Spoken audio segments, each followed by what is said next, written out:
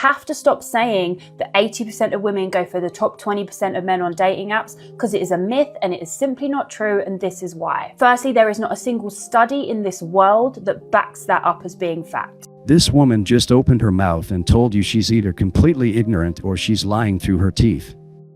Not a single study backs that up. I can pull up a dozen studies right now.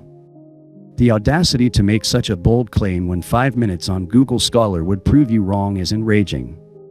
This is what happens when feelings try to argue with facts. Feelings always lose, but they put up one hell of a delusional fight first. The 80-20 rule isn't some conspiracy theory cooked up in a basement. It's cold, hard data that dating apps have been collecting for over a decade. Tinder's own internal data from 2016 showed that women swipe right on only the top 10 to 20% of male profiles.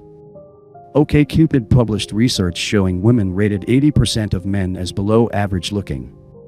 That's not anecdotal, that's millions of data points telling us exactly how brutal female selectivity really is.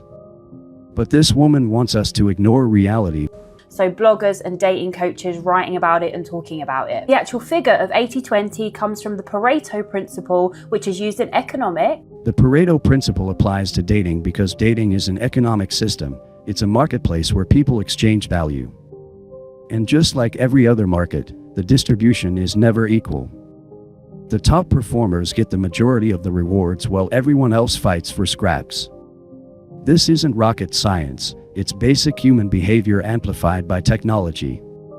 But here's what's hilarious. She's trying to sound intellectual by bringing up economics while completely ignoring that sexual selection has always followed power law distributions.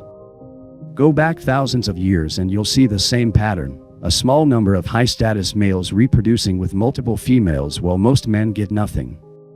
Dating apps didn't create this dynamic. They just made it impossible to ignore. Which observes that roughly 80% of effects come from 20% of causes. It was named after some Italian economist who observed that in the early 1900s, 80% of Italy's land was owned by 20% of Italy's population. And over time, people started noticing this imbalance in all areas of life. So that's where the split comes from. Then when you start looking at online dating app analysis, this does support the idea that a minority of profiles capture the most interest.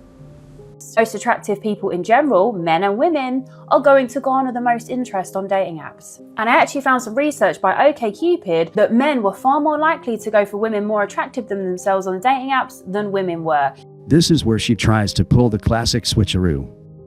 See, men are just as shallow. But she's completely missing the fundamental difference. Men reaching for attractive women and actually getting them are two completely different things. Men can swipe right on supermodels all day long. They're still going to end up with crickets in their inbox. Women, on the other hand, when they swipe right on that top-tier guy, they actually get matched. They actually get responses. They actually get dates. That's the difference between having options and being delusional about your options. Men are shooting their shot knowing they'll probably miss.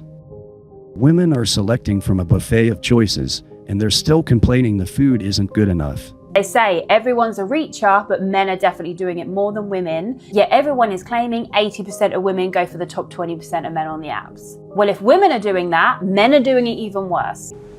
There's also this old blog from OkCupid from 2009 called Your Looks and Your Inbox, which I think has perpetuated this myth a little bit, purely because this stat that they came up with, that women rate an incredible 80% of guys as worse looking than medium. People said 2/3 of male messages go to the top 1/3 of women. So again, men are doing the exact same thing. And there was some more stats, number of messages received, these recipients' attractiveness. As you can see from the dark blue line, the more attractive a woman is, the more likely she is to get messages from men. Then we look at the males getting messages, and the messages don't increase that significantly based on attractiveness, which again means more men are reaching out to better looking women than women are reaching out to better looking men. What I think it comes down to at the end of the day is there are more men than women on dating apps. So from a male perspective, things are always going to feel off for you. Of course, men on the apps in general are going to get less messages, especially the ones in the 80%, not the 20. Then the other issue is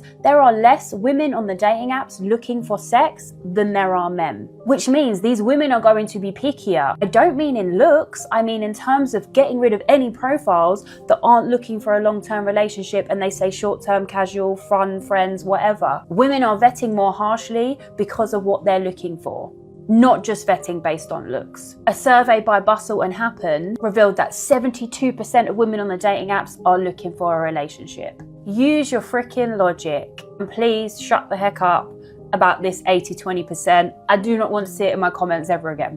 What you just witnessed is a masterclass in cognitive dissonance and reality denial.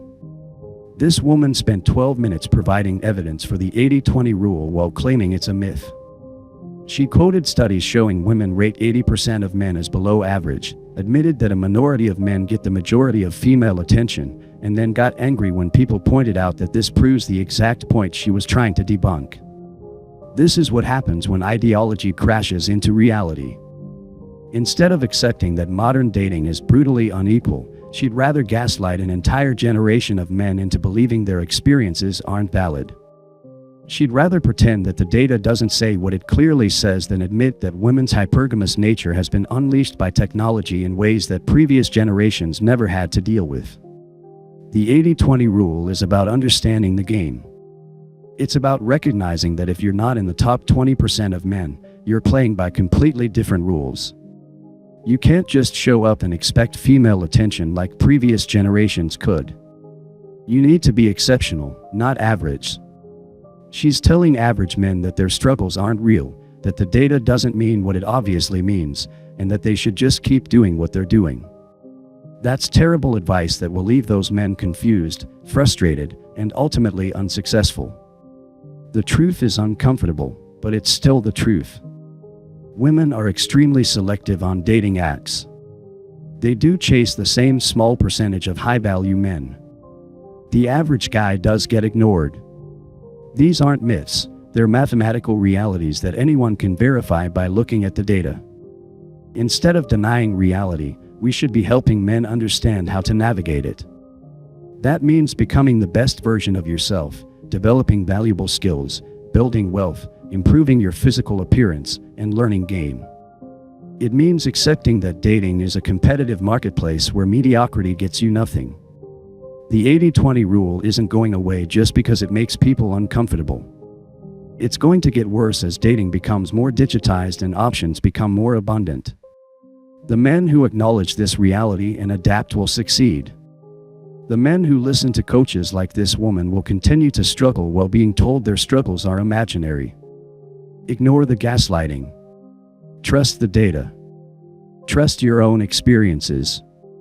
And most importantly, use this knowledge to become the man that women actually want, not the man that female dating coaches tell you women should want.